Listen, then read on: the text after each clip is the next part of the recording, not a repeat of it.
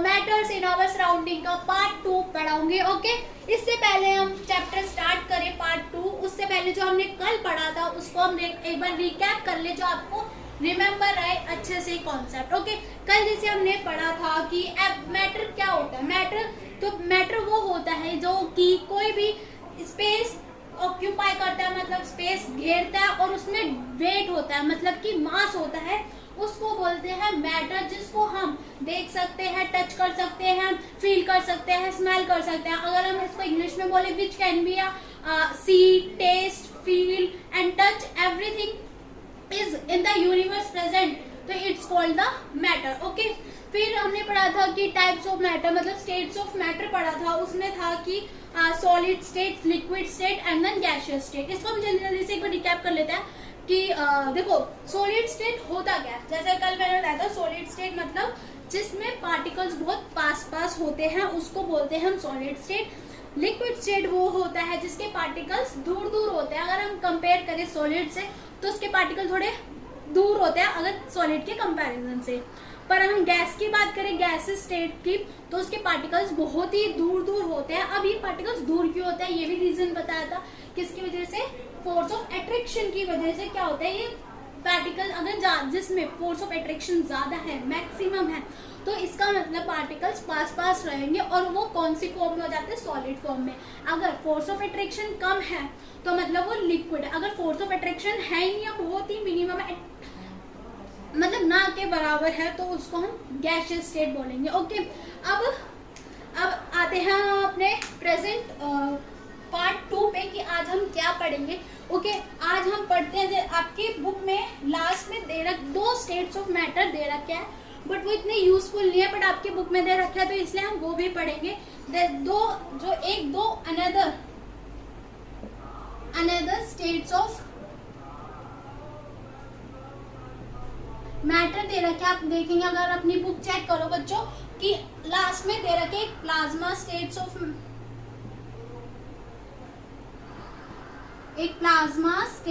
Of matter, और second है बेटा कि वो BEC स्टेट ऑफ मैटर। ठीक है,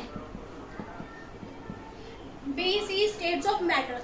अब हम इसको एक एक करके जल्दी से पढ़ते हैं, ठीक है, क्योंकि इतना यूजफुल नहीं है आपके लिए, पर आपको नॉलेज के लिए आपको पढ़ लेते हैं कि अगर आपके आगे काम आएगा, पर अभी नहीं आएगा क्लास 9 में, बट आगे काम आएगा। Okay, plasma states of matter होता क्या है, जिसमें पार्टिकल्स में हाई एनर्जी वाले पार्टिकल्स होते हैं ना, जिसमें मतलब जो पार्टिकल्स में जितने हाई एनर्जेटिक वाले, बहुत ही हाई एनर्जेटिक वाले अगर पार्टिकल्स हो, और डेंसिटी क्या हो, ज्यादा हो, उसको क्या बोलते हैं बेटा, प्लाज्मा स्टेट्स ऑफ मैटर। अगर एग्जाम्पल की बात करें प्लाज्मा स्टेट्स ऑफ मैटर की, तो क्या एग्जाम्पल है, सन में क्या होता है, जो सन में जैसे सन है, इसके जो पार्टिकल्स होते हैं वो ना, इसमें हाई एनर्जेटिक वाले पार्टिकल्स होते हैं, जिसकी वजह तो हमें इतनी हाई हीट्स मिलती है। अगर कम एनर्जी पार्टिकल्स होंगे तो फिर इसमें हमें हीट्स नहीं मिलेगी।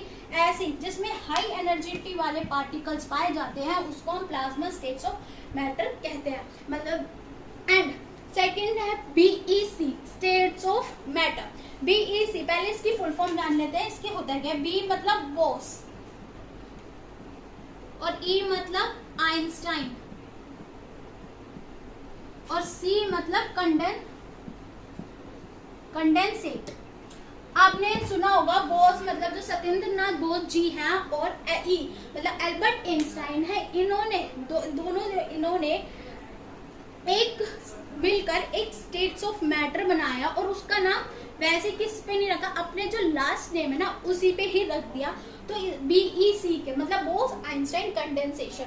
इसमें क्या होता है ना, ये जो स्टेट्स ऑफ मैटर है बेटा, ये होता है कि ना प्लाज्मा के अपोजिट होता है। जैसे कि प्लाज्मा में हमने पढ़ा कि हाई एनर्जेटिक वाले पार्टिकल्स होते हैं, बट जो BEC है ना, उसमें क्या होता है, लो एनर्जेटिक वाले पार्टिकल्स। जिसमें लो एनर्जेटिक पार्टिकल्स, जिसमें जैसे अगर हम उसमें जो गैस एनवायरनमेंट में जो गैस है उसकी जो डेंसिटी होती है ना, वो कम होती है। क्यों, टेम्परेचर कम होता है इसलिए। जैसे एग्जांपल आइस की जो डेंसिटी कम है, एनर्जेटिक पार्टिकल्स कम होते हैं, तभी तो वो इतनी ठंडी होती है। तो वो ही जो बोस आइंस्टाइन कंडेंसेशन आपने उसमें बोला था कि ये एक और स्टेट्स ऑफ मैटर होती है, और एक प्लाज्मा और एक स्टेट। अच्छा बेटा समझ आया आपको जो मैंने प्लाज्मा और स्टेट्स ऑफ मैटर एंड जो बोस आइंस्टाइन कंडेंसेशन पढ़ाया है। देखो बहुत इजी से याद कर लो। प्लाज्मा मतलब जिसमें हाई एनर्जेटिक, बीईसी मतलब जिसमें लो एनर्जेटिक, इसके अपोजिट ही है।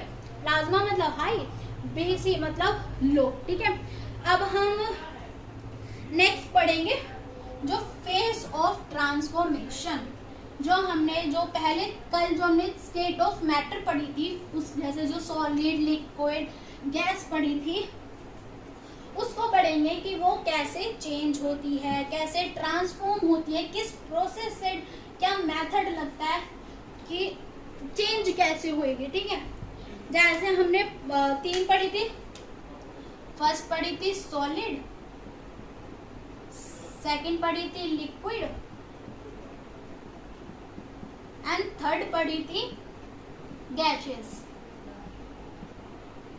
इसको ना मैं आपको आराम से पढ़ाऊंगी। अगर आपको समझ आ रहा हो तो प्लीज, अगर समझ आए या ना आए प्लीज कमेंट सेक्शन में जरूर बताएं, तभी तो मैं आपको पता चलेगा आ रहा है नहीं आ रहा। ओके, तो अब हम पढ़ते हैं ये हम मतलब ये जो सॉलिड स्टेट ऑफ मैटर है, लिक्विड स्टेट ऑफ मैटर है, गैसियस स्टेट ऑफ मैटर है, ये बदलेंगे कैसे, चेंज कैसे होंगे या ट्रांसफॉर्म कैसे होंगे।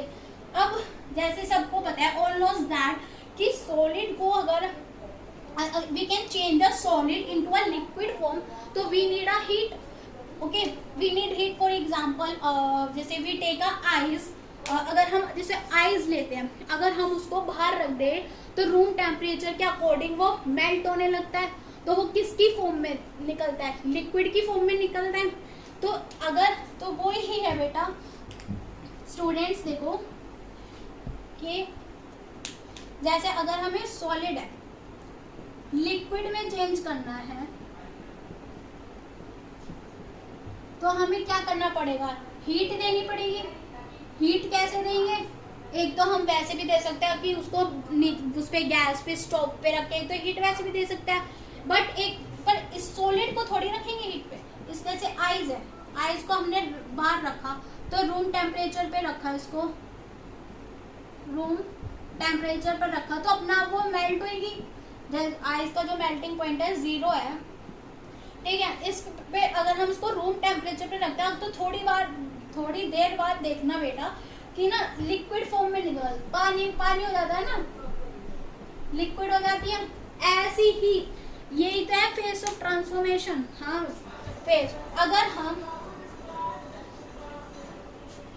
हम जैसे अभी आपने देखा कि सॉलिड से लिक्विड में कैसे चेंज करें। अब आता है कि लिक्विड को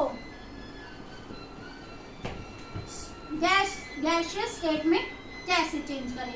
सेम अगर ऐसे पानी है उसको हमें गैस करना है, गैस में मतलब ट्रांसफॉर्म करना है, तो उसको भी हमें हीट करना पड़ेगा। क्या करना पड़ेगा बेटा, हीट करना पड़ेगा। कैसे, जैसे अगर हमने स्टोव पे पानी रखा, एक बीकर पानी रखा, एक पैन पानी रखा, अगर उसको हम हीट करेंगे तो आप थोड़ी देर में देखना जो पानी है ना बॉईल तो होएगा, पर जो उसके वेपर्स है धुएं में मतलब फोग में आते हैं ना, दिखते होंगे आपको वेपर, तो वो वेव जो ऊपर जा रहे होते हैं वो किसकी फॉर्म में जा रहे होते हैं, गैसियस की फॉर्म में, मतलब वेपर, जो वाटर वेपर्स होते हैं ना वो। अब जैसे अब तो समझ आ गया कि सॉलिड से लिक्विड और लिक्विड को गैसेस में क्या करते हैं। अब अगर हमें गैसेस को लिक्विड में करना है तो क्या करेंगे, अगर हमें लिक्विड में से सॉलिड में करना है तो क्या करेंगे बेटा, ये भी समझ लेते हैं।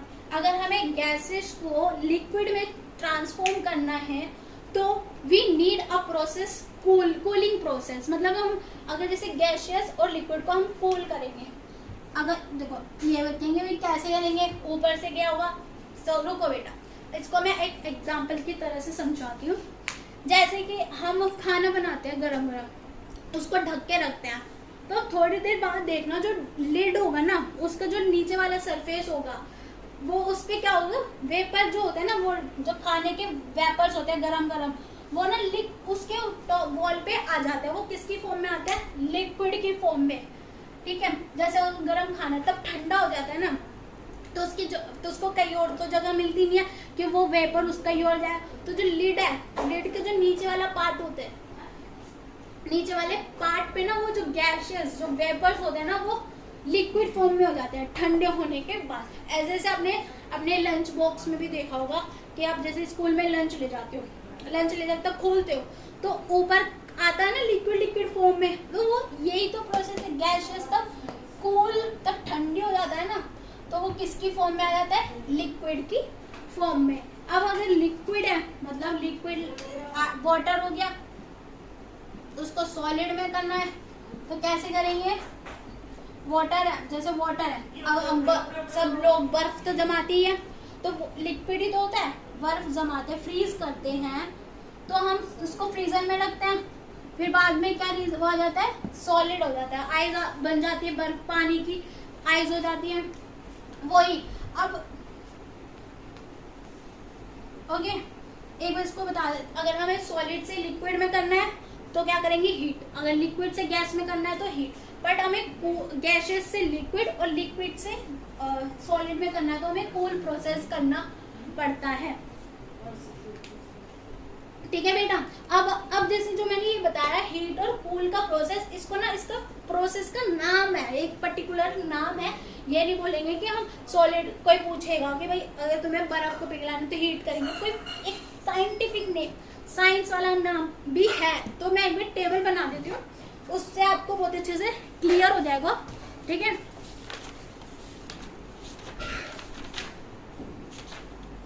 देखो एक आई थिंक विजिबल हो सबको अच्छे से। अगर विजिबल, कोई भी आपको टेक्निकल प्रॉब्लम या मतलब क्लियर नहीं होता या कुछ समझ नहीं आता तो प्लीज कमेंट में करके जरूर बताएं। ठीक है, सॉलिड है, ठीक है। एक ये आपकी बुक में टेबल में, ये बुक आपकी जो साइंस की बुक है ना, उसमें टेबल दे रखी है, मतलब ये डायग्राम दे रखा है, पेज नंबर 8 है, चेक करो उसको। आप एक बार इस पे यहाँ पे समझ के उसको देखना तो आपको अच्छे से क्लियर होएगा कि क्या है ये टाइप, ये फिगर।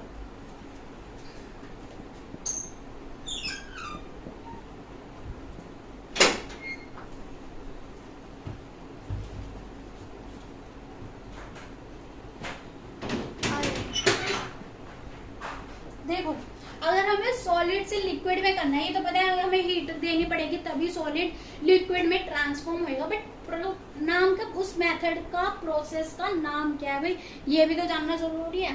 तो वही, अगर हमें सॉलिड से लिक्विड में चेंज करना है तो हम उसको क्या बोलते हैं, फ्यूजन। क्या बोलते हैं बेटा, फ्यूजन। ओके, फ्यूजन बोलते हैं। अगर वो ही, अगर जैसे लिक्विड को सॉलिड में करना है, मतलब हमें पानी को बर्फ में बर्फ जमानी है, तो उसको हम क्या बोलेंगे, solidification. Solidification, okay, solidification. I think आपको जो ये ना नोट्स आपको अच्छे से प्रोवाइड होंगे। अभी तो मैं आपको समझाने के लिए राइटिंग में मेरी अच्छी नहीं आ रही, बट आपको अच्छे से प्रोवाइड होंगे, टेंशन मत लेना इसके नोट्स। जो आप ये नोट्स पढ़ोगे ना तो आपको बुक रीड करने की भी नीड नहीं होगी। ओके, फिर आता है लिक्विड से अगर हमें गैस करनी है तो क्या बोलते हैं, वेपराइजेशन। वेपराइजेशन, ओके बेटा, वेपराइजेशन। फिर अगर हमें गैस से लिक्विड में करनी है तो कंडेंसेशन। Okay, condensation. अगर हमें गैस सॉलिड में करनी है तो सब्लिमेशन। और अगर सॉलिड से डायरेक्ट गैस में करनी, लिक्विड में ना करके सीधा तुम्हें, आप बच्चों को एग्जाम सॉलिड से गैसेस में करनी है तो तब भी उस प्रोसेस को हम सब्लिमेशन ही बोलेंगे। आया बच्चों समझ में आपको अच्छे से? आई होप आपको अच्छे से आ रहा होगा। ठीक है, अब इसको ये तो पता चल गया, सॉलिड से अगर लिक्विड, आइस को अगर लिक्विड में कर दे तो फ्यूजन बोलेंगे, अगर पानी को हम वेपर में कर दे तो वेपराइजेशन हो गया। याद तो इतना तो इजी है। अगर हमें डायरेक्ट सॉलिड से गैसियस करना है तो सब्लिमेशन। इसका बेस्ट एग्जांपल अगर हम देखें तो कैम्फर देखा है, कैम्फर मतलब कपूर। अगर वो देखो थोड़ी देर उसको रखो तो वो मतलब ऐसे देखिए 1-2 घंटे उसको वो ना थोड़ी देर मतलब ग्रेजुअली प्रोसेस होता है, तो वो ना क्या होता है वेपराइजेशन होता है। वो ऐसे थोड़ी देखा तुमने कि कपूर है वो लिक्विड में हो रहा है, नहीं, वो सीधा धुएं वेपराइजेशन के उस प्रोसेस से वो हो जाता है, ऊपर एनवायरनमेंट में मिक्स हो जाता है। तो उसी प्रोसेस को बेटा बोलते हैं सब्लिमेशन। ओके फ्रेंड्स, आ रहा है आपको अच्छे से? हाँ, मैं इतना इजीली आपको एक्सप्लेन कर रही हूँ कि आपको आई होप आपको अच्छे से समझ आए, आपको कोई प्रॉब्लम ना हो अपने चैप्टर्स में, इस चैप्टर में अच्छे से समझ आए। ओके, आई थिंक ये आपको जो फिगर है आप अपनी एक बार बुक में चेक करना, आपको अगर आप देखोगे ना अच्छे से समझ आ जाएगा। ठीक है, इसको मैं रफ कर देती हूँ। एक देखो बेटा, एक तो मेथड ये हो गया कि फ्यूजन हो गया, सॉलिडिफिकेशन हो गया, सब्लिमेशन हो गया, वेपराइजेशन हो गया। एक और प्रोसेस दे रखा है आपके बुक में, एक सेकंड प्रोसेस है, मतलब सेकंड मेथड कुछ भी कह सकते हो। आपको फेसेस ऑफ ट्रांसफॉर्मेशन करनी है तो एक सेकंड मेथड भी है। सेकंड मेथड है आपका वो कंप्रेसेशन, मतलब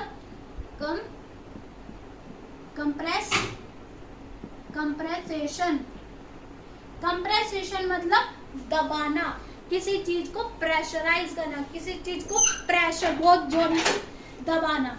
जैसे आपके ना पेज नंबर 5 पे देखना बेटा, बुक पे 1.11 एक्टिविटी दे रखी है, उसमें देखना ये मेथड अच्छे से एक्सप्लेन कर रखा है। वो उसको मैं अगर आपको समझाती हूँ वो इस एक्टिविटी में क्या दे रखा। और एक और है पेज नंबर 8 पे भी है, जो पिस्टन वाली ना सुई वाली, उसमें ये एक्टिविटी में ये बता रहा है, उस ये जो मेथड है ना उसको अच्छे से एक्सप्लेन कर रखा है। आप पढ़ना जाके समझ आएगा। पहले इस वीडियो इसको देखो कैसे मैं समझाती हूँ। ठीक है, कंप्रेशन होता क्या, जैसे इसमें ना ये बोला था उस एक्टिविटी में, उसमें ना एक निडल ले रखी है, एक पिस्टन है, मैं इसमें भी डायग्राम नहीं बना रही, स्पेस भी है ना।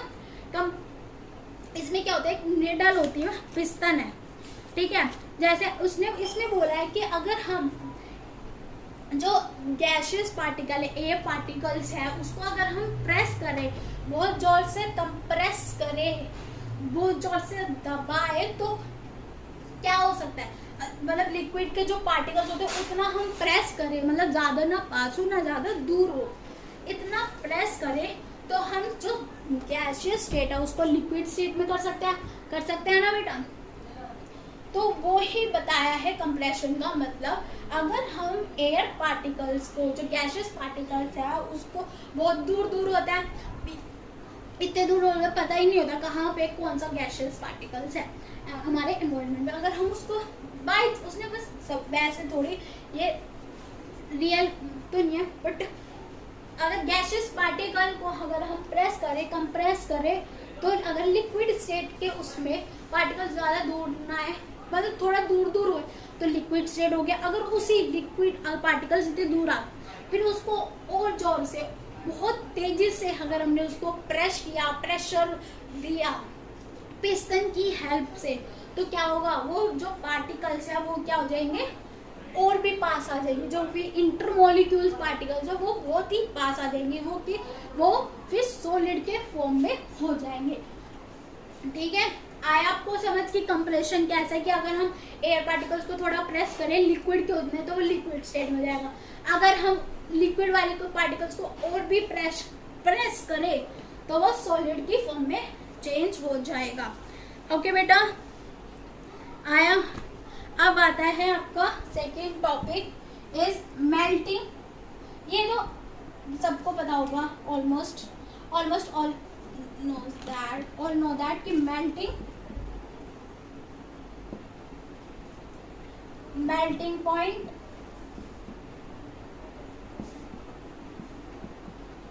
पहले इतना ही समझते हैं। मेल्टिंग पॉइंट होता क्या है। मेल्टिंग मतलब हमें सॉलिड से लिक्विड में मेल्ट करना, मतलब ये होता है। और मेल्टिंग पॉइंट जो सॉलिड और लिक्विड में, तो उसको किस टेम्परेचर पे हम मेल्ट कर रहे हैं उसको क्या होता है, मेल्टिंग पॉइंट होता है। हर उसके अलग अलग मेल्टिंग पॉइंट होते हैं। अगर मैं एक की बात करूँ, जैसे आइस का मेल्टिंग पॉइंट है 0 डिग्री सेल्सियस। ठीक है बच्चे, आया समझ। आपको आ रहा हो अच्छे से, मैंने अच्छे से एक्सप्लेन किया है, आपको आ रहा हो, ठीक है।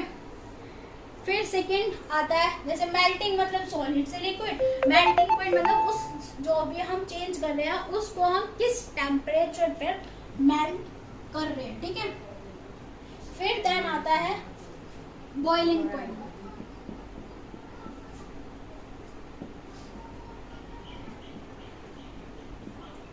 फिर बॉइलिंग पॉइंट, बॉइलिंग पॉइंट वो होता है जिसको हम लिक्विड से गैसियस स्टेट पे चेंज करते हैं, ट्रांसफॉर्म करते हैं। और बॉइलिंग पॉइंट हम मतलब किस टेम्परेचर पे लिक्विड को गैसियस स्टेट पे चेंज कर रहे हैं, कौन से बॉइलिंग पॉइंट पे। जैसे वाटर का बॉइलिंग पॉइंट होता है 100 डिग्री सेल्सियस। वाटर का मतलब आप वाटर भी लिख दो या H2O, वाटर को अगर उसको सिंपल में देखें तो H2O होता है ना, तो उसका बॉइलिंग पॉइंट कितना होता है 100 डिग्री सेल्सियस, ठीक है। अब बस थोड़ा लेंथी हो रहा है बट कोई नहीं, मैं इसको बस लास्ट टॉपिक रहता है आपका इवेपोराइजेशन। चलिए इसको अच्छे से एक्सप्लेन करने की चाहती हूँ कि अब आता है आपका लास्ट टॉपिक इवेपोराइजेशन, ओके।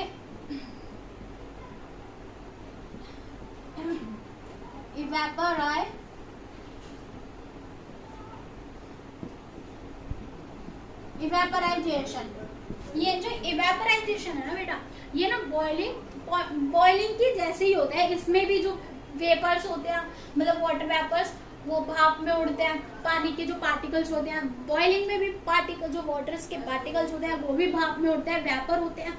बट बहुत मतलब डिफरेंस है। अब समझते हैं कैसे। जो इवेपोराइजेशन है ना, इवेपोराइजेशन मतलब take place only on the surface, मतलब take place, I repeated again, I take place only on the surface. मतलब कि जो इवेपोराइजेशन होता है ना, सिर्फ जो सरफेस होता है उस पे होता है। जैसे कि ये सरफेस है, ये सरफेस है, इस पे पानी है, ठीक है, पानी है, तो इवेपोराइट इस पे ऐसे होता है। इवेपोराइजेशन ऐसे, एक सेकेंड एरो गलत हो गया। इवेपोराइजेशन ऐसे सरफेस पे होता है, ना कि कोई बीकर पे या हमने कोई पैन ले लिया उस पे नहीं, वो बॉइलिंग होता है। इवेपोराइजेशन सरफेस पे होता है, ठीक है। ये ग्रेजुअली प्रोसेस होता है, ओके, ग्रेजुअली प्रोसेस होता है इवेपोराइजेशन। जैसे अगर एग्जांपल ले, बहुत सारे एग्जांपल लिखना, जैसे अगर हम सरफेस पे एक बाल्टी पानी गिरा दे, तो अगर मतलब जैसे बारिश होती है तो पानी क्या होता है, अपने आप ही तो सूखता है। किस कारण के, वो कौन से मेथड से सूखता है, इवेपोराइजेशन से मेथड से सूखता है, ठीक है। उसमें ये थोड़े नीचे से कोई हीट दे रहा है, उसको थोड़ी गैस दे रहा है, ठीक है। इवेपोराइजेशन वो होता है, ठीक है बेटा। इवेपोराइजेशन समझ आ गया। जैसे कि हम सरफेस पे पानी डाल देते हैं तो वो कैसे वो सूखता है, वो कैसे सूखता है, हीट की वजह से सूखता है। हम ऐसे नहीं कि उस पर आग दे रहे हैं, हीट कर रहे हैं, वो हीट लेके सूखता है। अब इसको ना, अब आपकी बुक में दे रखा है फैक्टर इफेक्टिव ऑफ इवेपोराइजेशन, किस कारण की वजह से, क्या क्या फैक्टर्स है जो असर करता है इवेपोराइजेशन पर, ठीक है। ये आपका लास्ट टॉपिक है, ओके। इवेपोराइजेशन, अब फैक्टर इफेक्टिंग ऑफ इवेपोराइजेशन। फर्स्ट है हम पढ़ेंगे टेम्परेचर। देखो अगर ज्यादा टेम्परेचर होगा तो क्या इवेपोराइजेशन का मेथड जल्दी होगा। मतलब अगर ज्यादा धूप होगी, टेम्परेचर ज्यादा होगा तो मतलब पानी जल्दी सूख जाएगा। अगर जैसे कपड़े हम सुखाते हैं तो अगर धूप ज्यादा होती है तो जल्दी सूख जाते हैं कपड़े। ऐसे ही अगर धूप ही नहीं होगी तो कपड़े के देर में सूखेंगे तो इवेपोराइजेशन मेथड स्टार्ट होएगा बट ग्रेजुअली होगा। बट तो समझ आया, टेम्परेचर, अगर ज्यादा टेम्परेचर है तो इवेपोराइजेशन ज्यादा होगा। फिर आता है ह्यूमिडिटी। ह्यूमिडिटी होता है उमस। जैसे कोस्टल एरियाज, पता है कोस्टल एरिया जैसे केरला, कर्नाटका, आंध्र प्रदेश, जहाँ पे नमी होती है, उमस होती है, वहाँ पे अगर उमस होगी वहाँ पे मतलब इतना चिपचिपा होगा तो वहाँ पे इवेपोराइजेशन क्या होगा, कम होएगा। कैसे इवेपोराइजेशन कम होगा। फिर थर्ड आता है बॉइलिंग पॉइंट। बॉइलिंग पॉइंट, अगर बॉइलिंग पॉइंट ही कम है तो इवेपोराइजेशन जल्दी होगा क्योंकि टेम्परेचर कम है। अगर टेम्परेचर कम है तो इवेपोराइजेशन जल्दी होगा। बॉइलिंग पॉइंट, अगर बॉइलिंग पॉइंट ज़्यादा है तो फिर इवेपोराइजेशन की ज़रूरत नहीं है। ठीक है, ये 3 आपका है।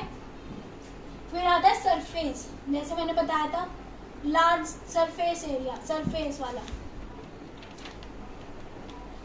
सरफेस पे कैसे इफेक्ट, अगर ज़्यादा बड़ा सरफेस होगा तो जल्दी इवेपोराइजेशन। अगर हम अपने हाथ पे पानी डालेंगे तो इवेपोराइट तो होगा पर धीरे होगा क्योंकि वहाँ पे सरफेस कैसा है, छोटा है। ठीक है, और एक लास्ट हमारा फैक्टर है 5th प्रेशर। प्रेशर कैसे होता है, अगर प्रेशर कम होगा तो क्या होगा, इवेपोराइजेशन ज़्यादा होगा। ओके, अब बस एक आपका लास्ट जहाँ सा एक न्यूमेरिकल है उसको एक बार और समझ जाते हैं। ठीक है, टेम्परेचर स्केल। टेम्परेचर स्केल देखो बेटा, टेम्परेचर स्केल हमारे एक तो डिग्री सेल्सियस होता है, एक डिग्री फ़ारेनहाइट होता है, एक डिग्री नहीं होता केल्विन, हमेशा बस सिंपल केल्विन होता है, बस सेल्सियस जो फ़ारेनहाइट होते हैं वो डिग्रीज में होते हैं। इसका फॉर्मूला है, अगर हमें सपोज क्वेश्चन आ जाए कि डिग्री सेल्सियस से केल्विन में कन्वर्ट करो तो कैसे करेंगे, तो फॉर्मूला है total kelvin is equals two degree Celsius plus 273। ये परमानेंट होता है, इसको ऐड करेंगे। अगर डिग्री फ़ारेनहाइट है, सॉरी डिग्री सेल्सियस है और उसको हमें फ़ारेनहाइट में चेंज करना है तो total Fahrenheit 9/5 degree Celsius plus 273। Okay, आपको ये नोट्स अच्छे से मतलब क्लीन एंड क्लियर अच्छे से प्रोवाइड होंगे। हमारे मेरे डिस्क्रिप्शन पे लिंक हो जाएंगे टेलीग्राम चैनल के। ओके, अभी टेंशन मत लेना। और आपको आई थिंक ये वीडियो अच्छी लगी हो, थोड़ी बड़ी हो गई है कोई नहीं, बट आपको ये वीडियो अच्छी लगी हो, आई होप आपको अच्छी लगी हो। प्लीज़ सब्सक्राइब करें, शेयर करें और लाइक करें। और कोई भी आपको डाउट होता है या कोई भी प्रॉब्लम होती है समझ आया है तो और उसको कमेंट सेक्शन में ज़रूर बताएं। Thank you.